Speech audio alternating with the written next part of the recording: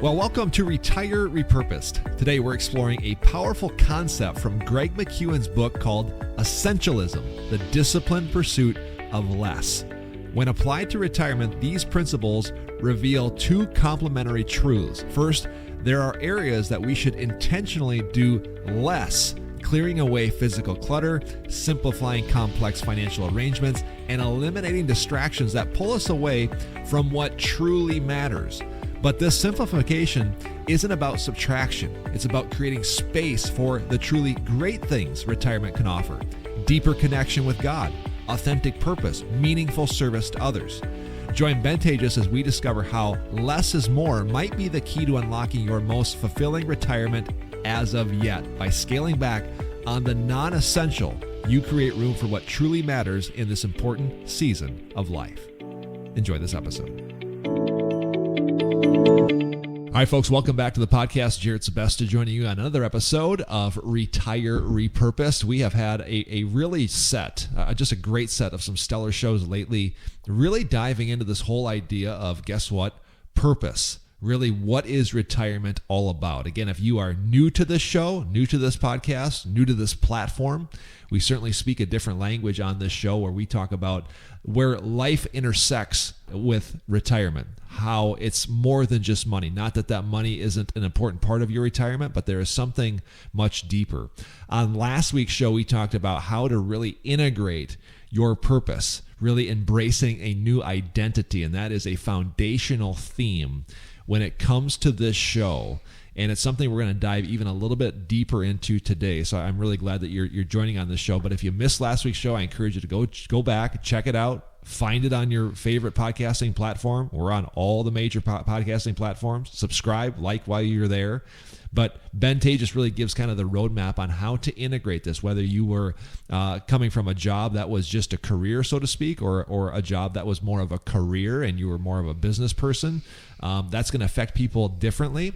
But at the end of the day, you still need to reintroduce and reintegrate purpose into your life, no matter what your job or career had. So go back and listen to that show.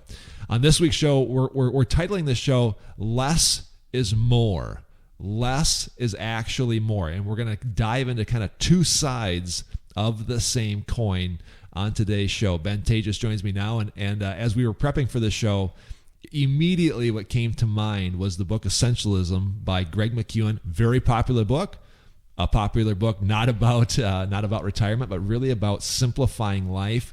The subtitle of his book is called The Disciplined Pursuit of Less. And Ben, we're going to kind of dive into that mantra here today and how that applies to retirement. But at the end of the day, sometimes less is more. That's kind of his mantra in that book. Let's start there.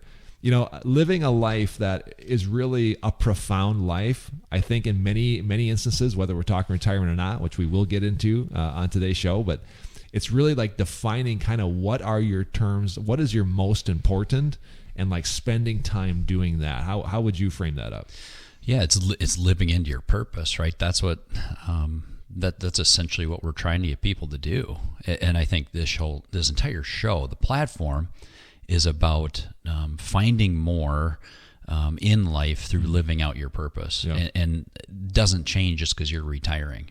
In fact, I would argue your opportunity to even get closer to your purpose may be coming yet as you retire and as you free up again more time to let God work in your life. Yeah. There was a gentleman I had a conversation with last week. His name is Craig Ballantyne. He wrote a book called he wrote a book called The Dark Side of Discipline. And he has a mantra about life, but in his book, he mentioned, like, if you want to do great things, we need to do less things. And I'm like, boy, that's pretty profound. There's another saying that says you can do anything, but you can't do everything. And it's like, boy, that's pretty profound as well. So I think that is an underlying theme here. Let's start with kind of the one side of the coin that says, for you to really step into who you were created to be in retirement, you should actually be doing less. What comes to mind when I bring that up? Well, the first thing that comes to mind, Jared, is you've got to be plugged in. We talked about that before the show, but if we're going to do, again, bigger, greater things, we have to be tied into him, right? Our creator. And so many times, Jared, I'll meet with a new retiree, and they're feeling disconnected. They're feeling disconnected from work. Sometimes their spouse, but a lot of that's coming from disconnectedness from purpose. And we haven't valued work enough, and they walk away, and they kind of forget that connection was bringing them closer to him. I talked about last week's show, can't highlight it enough, but especially when you're a creator and you're an entrepreneur, when you are most connected to him is usually when we're walking closest to him. And for a lot of us, that's when we're being more like him. Sure. The ultimate, entrepreneur was our creator, and walking his image means we're more like him. And then we walk away from that, and we're like, why am I not? What's missing here? Well, you're walking further and further away potentially from who you were created to be. So I just think that's is definitely a warning out there. So when you ask, this less and more, and you kind of want to start walking through what people feel, right away what comes to mind is, don't think that you can walk away from work and the purpose it created and the ability for you to walk through and into your purpose without creating something new to find purpose. And it's more than just find a hobby. Something to do. It's not just finding a hobby, because it's something deeper than that. Hobbies are great, but we're looking at something deeper. And I think the only way to connect and do more and do these big things and impactful things is to make sure that we're connected to him and living out that purpose. You said the word, who we're supposed to be, who we are, we're becoming, who we're being. I think that's just such a powerful word. I love that concept. Where life isn't necessarily just about doing. Like, let's just fill our time with a bunch of doing and a bunch of tasks. It's really, there's something deeper here, and I hope that people can hear this and understand this, because if you can understand this, it really will be a life-changing season, no matter what your age and what season you're stepping into. But this idea of being, of becoming. I mentioned this a lot. I mentioned it, and I'm sure we've talked about it in the hundreds of shows that we've done, but kind of like that lowest level of operation is like need. Like, I need, have you ever been around needy people? They're tough to be around. They're always in need of something and kind of suck the energy out of you. And then there's people who kind of want, they desire, they want more, which is good. But then it's not as good as like doing. Now I'm going to do something. I'm going to find something to do in retirement. But the highest level is like becoming, where like I step into a new realm. And to your point, I love how you said that. How do you do that? We actually have to we there's a realm where we step into, and to your point, work in a lot of ways kind of allowed us to do that. Whether you liked your job or you didn't, it kind of allowed your being and allowed your life to really express something probably at a deep level that's hard to explain. Yeah, it certainly gave us an ability to serve, because that's part of working, creating value. That's why we work. I think certainly gives you that outlet of creativity. I think the other thing that comes to mind here as you ask that question to me is like the less is actually more idea. I met with a new retiree yesterday, and he'd said something to the effect of, my wife and I lived, when we were first married, with very little. We have enough. And it gets back to like even the planning we do with clients is Sure. like, what am I stewarding? How much of it do I need? And what do I do with what's left over? The three basic questions we talked about many times. And he was having this internal dialogue like, I could work another 5 years and add another probably $1 million to whatever, a couple $1 million in the bank account, but I have what I need and more, right? And when you get that realization, sometimes the stuff we have, the more actually gets in the way of what's actually important. And he made this really profound statement, something to the effect of, I'm trying to be intentional about not letting the priceless stuff get away, and making sure I'm doing good stuff. So it's good to continue to work and create jobs, and he's very successful. But when it came down to what was most important to him is the priceless stuff. It's the things that only he could do, right? He's the only individual that can be a grandpa to his grandchildren. Yeah. He's the only person who can be a husband to his wife. So when you start looking at it that way and you say, well, okay, what do we actually need? Or the most important, most valuable and priceless things that money can't buy, sometimes that does require us as, nearing retiree type individuals to say, maybe we do need to downsize. Maybe we need to declutter. Maybe we need to have a few less businesses out there, things going on, so we can actually get back to what matters in life, which is the people impact. We talk about it all the time. The best way to be happy, healthy in life, and certainly retirement, is to be other-centered, other-focused, and have people in your life, right? That's legacy. That's what we're after. So that's what's coming to mind to me is like, how do we declutter to some extent, remove some of this stuff that gets in the way, and as we've built up all the treasures here on earth. And again, there's nothing wrong with nice stuff. I got nice stuff, and I enjoy spending time, at our family lake cabin. I love it. But really, it's less about the place and more about the people, right? Sure. And that's, I think, what people need to hear is when we say less is more, the way to really get down to what's essential is understand what's essential, and that's the people. Yeah. There's a piece in there that comes back to connection to God, and we're going to get to that on the other side of the coin, which is like the more side. You said something as we were prepping for the show that kind of made me turn my head a little bit. I'd never heard this before, but you said, a lot of people live just kind of, death by K1. And I was like, what does that mean? Can you explain to everybody what that means? Well, yeah, we just finished tax season around here, and it seems like every year I get another 5 K1s in different business, and there's an apartment building, and there's other things. And a K1 is basically your partner's share of income that comes out to you, which means you're part of some entity of some kind of a partnership that's kicking out income. And all of a sudden, as you grow and as you invest more and you build wealth, you end up getting not just one and from this partnership, but then there's another one and there's another one. And pretty soon you've got just, 5, 10, 15, 20 of these, and you're cluttered all up, and your tax return gets so convoluted because you got so many pieces you're waiting for, and K1s are always late. And it's like, how much time don't we spend just trying to put all that stuff together? How much of our actual valuable time are we spending managing the wealth that we have? And I'm an advocate for letting people like us do that, organize that stuff, take care of it, and we do that for a lot of our clients. But for you, the listener, and the clients, like at some point you have to step back and say, okay, why do we have all these different things? Yes, it's important to be good stewards of the wealth. I'm not saying don't build those things, but you have to recognize you probably had them at some point so that you could create income for yourself or make a way for you to live, right, without working. That's potentially what you did. Well, all of a sudden, most of the time is spent actually managing the stuff and taking care of the toys. And I'm kind of in this right now, Jared. This is true disclosure for our listeners. I built a shed up at my family lake cabin, right? And my wife and I are on different pages here when it comes to that thing.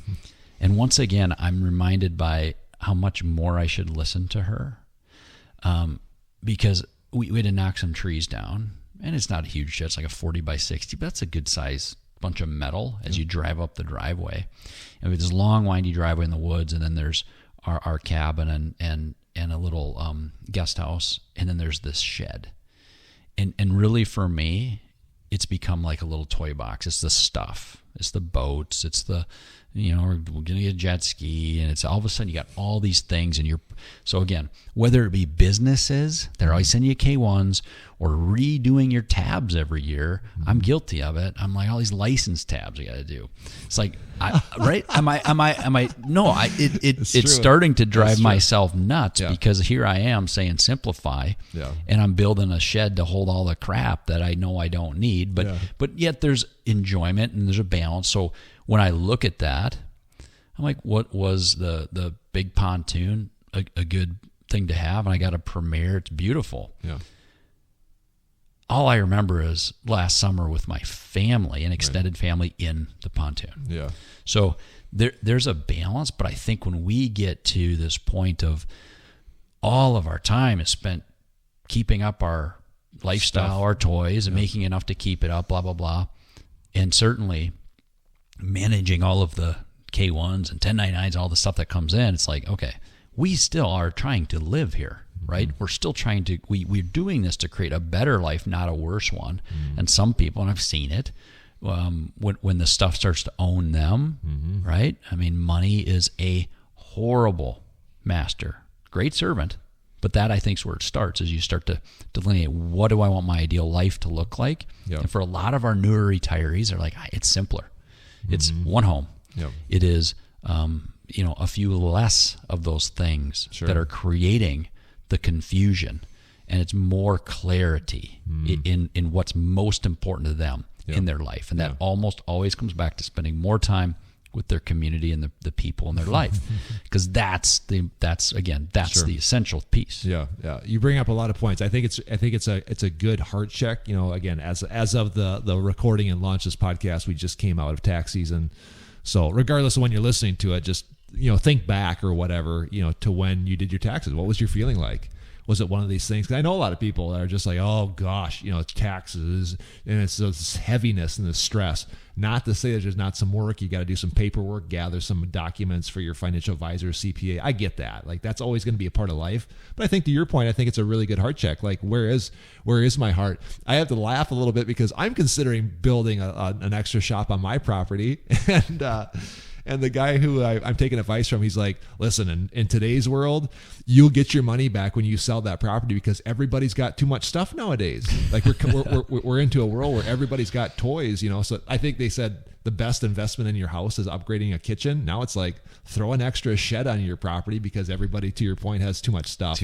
Well, and they also say you can never build one too big. Is that false. True? Is that true? No, that's false, because sometimes they look pretty big, and that's where I'm at. I think that's where the maybe disconnect with my loving wife comes from. But no, we'll get through that one. But Jared, I like your point, though. I get it. The point is, again, I'm not saying there's nothing wrong with the stuff. It's about, is it owning you, right? And are you valuing it above the relationships in your life? Sure. And it's a cautionary tale there to say, okay, make sure we're prioritizing what's important. So back to that client I was visiting with, he's like, I need to spend more time. I can't exchange all the priceless stuff for the good stuff. Yeah, it's good to work. Loves the work, but at some point, he's like, the things that I can never get back, that money cannot buy, I need to prioritize that priceless stuff over just the good stuff that I do. So less is more. That's the theme of today's show. We've kind of talked about the less, the simplification, the decluttering, maybe physically, maybe financially, maybe in some of the other things you have going on. What's interesting is we spent a lot of time talking about, like, now's the time to really do more in retirement. Now it's time to really step into this. We're not speaking from both sides of our mouth here. We're saying, no, let's declutter, so then we can focus more time, effort, and energy on the good things, the connection, right? Let's start talking about the other side of that coin. Where can now people, after they quote unquote declutter, now really pour their life into? Purpose is one of them. More of the great things in life. You've mentioned a few of them. What else comes to mind? Well, I think it's connection with, our maker, our creator. So again, being a believer, I know very well when my life is going good and I'm feeling right, all's right in the world, it's because I'm connected. I was telling you before the show, I told my wife the other day, like, I'm fine. Again, maybe it's just like a confessional today, but the Bible for me was boring. And it's like, I can't get through these 2 chapters, and it's like kind of boring. And the heart check again was why? Well, maybe it's because you're not connected enough to your friend who that's his word, right? So I think you start there. Is you really start by saying, okay, how do I best connect? What's the best way for me to plug in? And it's prayer, it's spending time relationally, right? Yeah. With him to, again, what I'm trying to do is clarify his purpose for me in this life. And if you're a retiree, it's getting more challenging because the purpose piece is going to be missing because work did give you that outlet. So how do we dig into what he's got for us?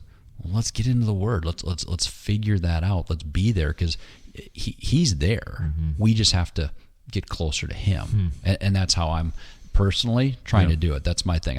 I get good head knowledge, and I wrote a book. We quote a lot of scripture in there. I've read the Bible.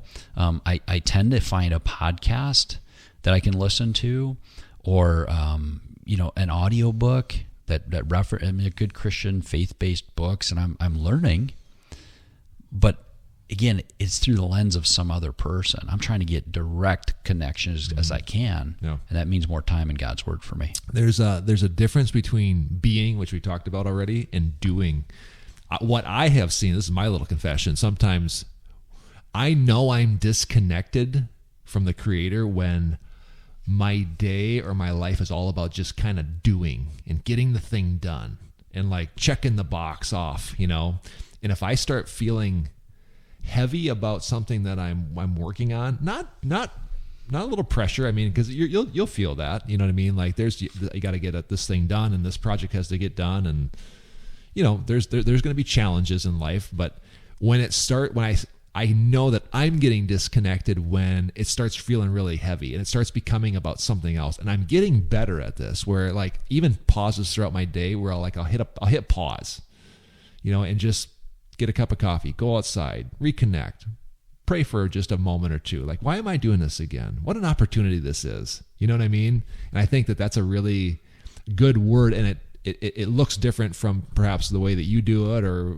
however you reconnect. But I think that there's something so powerful when we can reconnect, and then that actually helps us then step into who we're supposed to be, and more so the things that we do and choose to do.